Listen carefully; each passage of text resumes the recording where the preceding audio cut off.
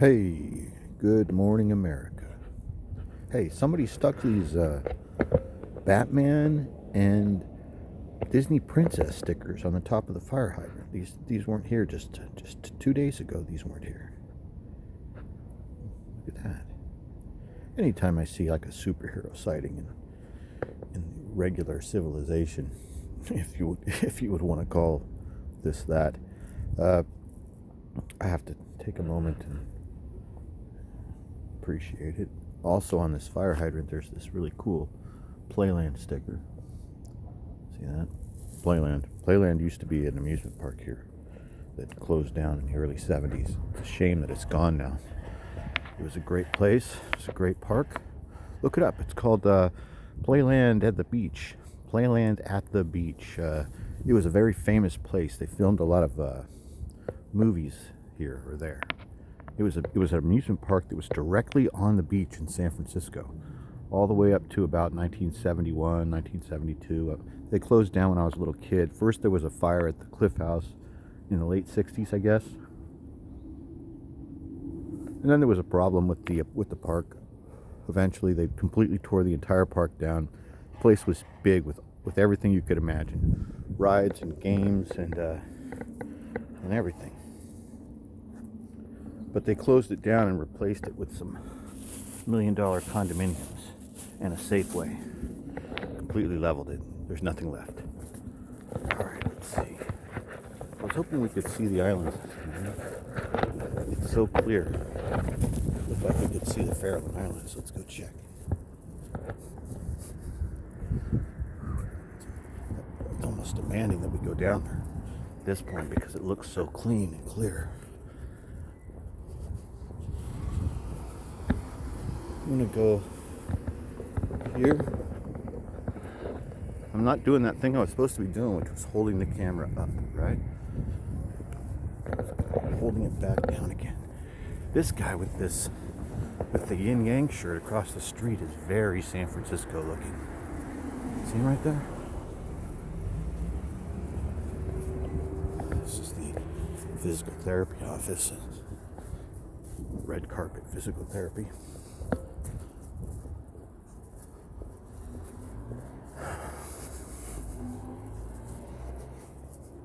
Yeah, I saw a real nice car this morning. I'll just tell you guys that. I'm trying to think of what we can talk about. I mean, there's nothing really to talk about. This is really boring so far. Should have cut over. This is new, right? Somewhat. Not really. Anyway, it was a Porsche Cayman. It's a nice car. It was a nice color too. It was a custom color. It looked really cool.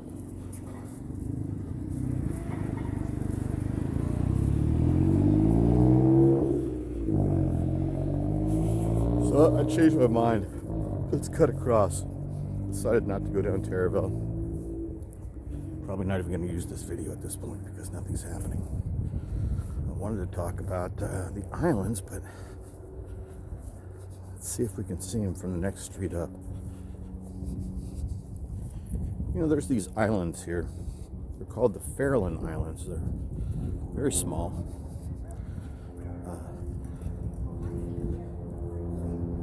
Can't go there anymore.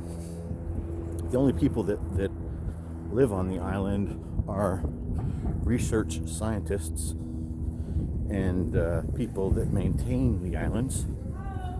The islands are now a state animal refuge, I believe is what it is. They have observation like buildings, and they're there to monitor animal life and marine life, but that wasn't always the case. So I guess back at the beginning, it was discovered to be, I think they call it a sea lion rookery. So and at the beginning, by the beginning, I mean 1848 or 1849 or 1850. Right when gold was discovered at Sutter's Mill, this city blew up, right? You guys know about the story of the gold rush, right? That's what built the city of San Francisco, was the discovery of gold. So the islands they discovered off the coast here, they're only about 4 miles or 5 miles offshore, were the home of thousands of sea lions.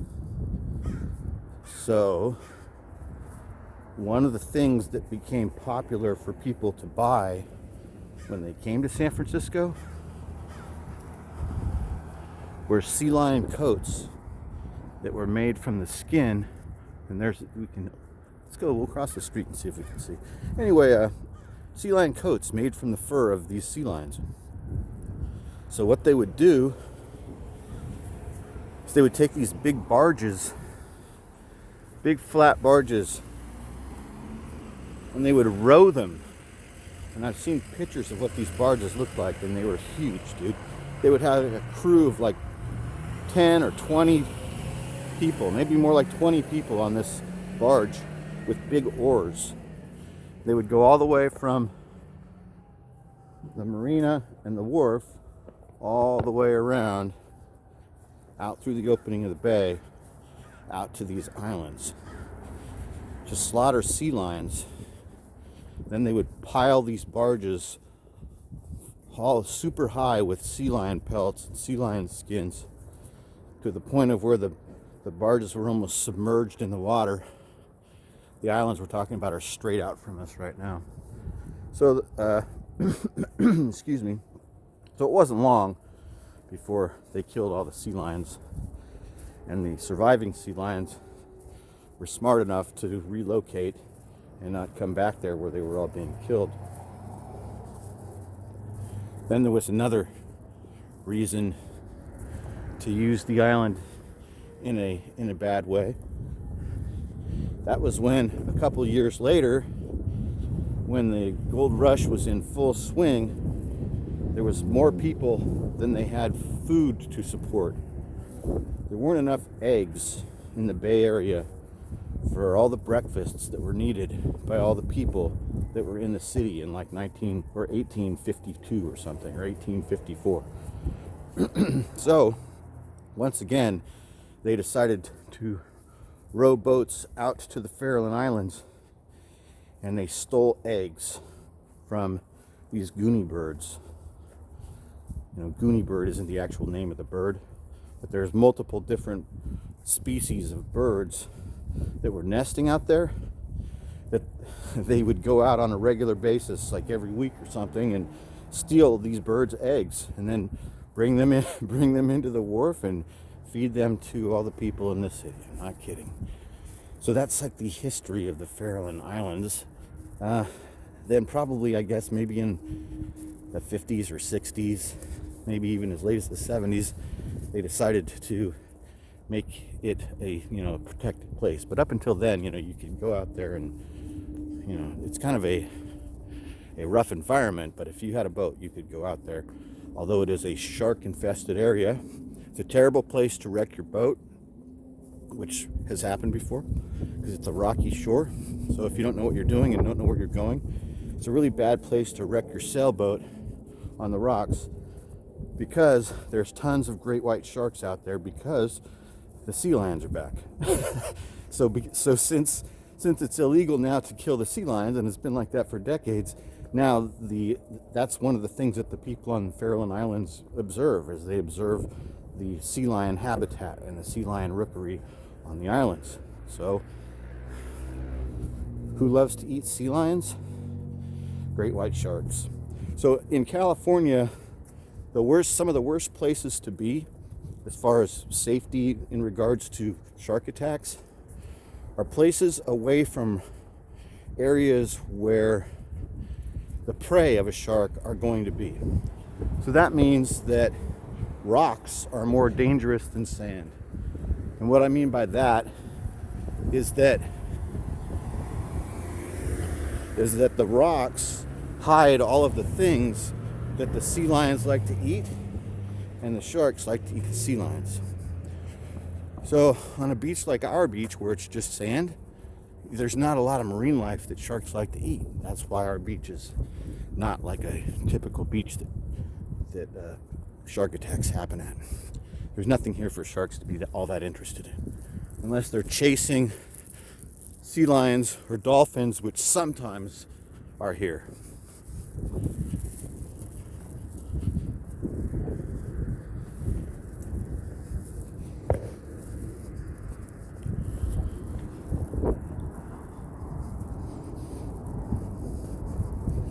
Wow, freaking perfect this morning, you guys. There's no wind. I think I'm going surfing. There's a few people out already, but there's so many good spots. But this is the best surfing morning in a week. It's perfect right now. So there's still marine there, so you can't see the islands that I was just telling you guys about. There's a boat out there, but the islands are right about here. There's fog covering them. Wow, that's a great ride. So there's one last thing to tell you about the Farallon Islands. There was this guy that came from here. It was really popular. That used to be on TV. His name was LaLanne. He kind of invented home fitness. He used to be on PBS, all over the country. I'm pretty sure it was syndicated. But he was from here, and before he was on TV, he was pretty famous. God, there's so many rides out here. He was really famous for he did these like feats of athleticism and strength, public feats. This is before he was even on TV, like when he was young. So he lived here, and one of the things that he did multiple times, like he used to do for like, I don't know, the paper or the TV, I'm pretty sure you can probably search it on YouTube. So he paddled a longboard all the way from the place I was telling you about, the Farallon Islands, like 4 or 5 miles out, all the way into the bay, all on his own on a longboard, on like a 10-foot paddleboard. And then also he free swam from Alcatraz, I'm pretty sure multiple times. He used to tow boats while he was in the water. He would swim and pull boats. I did a lot of that down in, I think it's Santa Barbara or something. I can't remember. But he was a badass. And he was a little guy. He was like 5'6" and 140 pounds. Little guy. But yeah. LaLanne. And I don't know his whole story. I'm pretty sure he's from here. Like, I'm pretty sure he grew up in San Francisco. That's when I look at how the highway is. There's like nobody here. It is open, but there's no traffic. We're just gonna cross here as soon as this green car goes past us.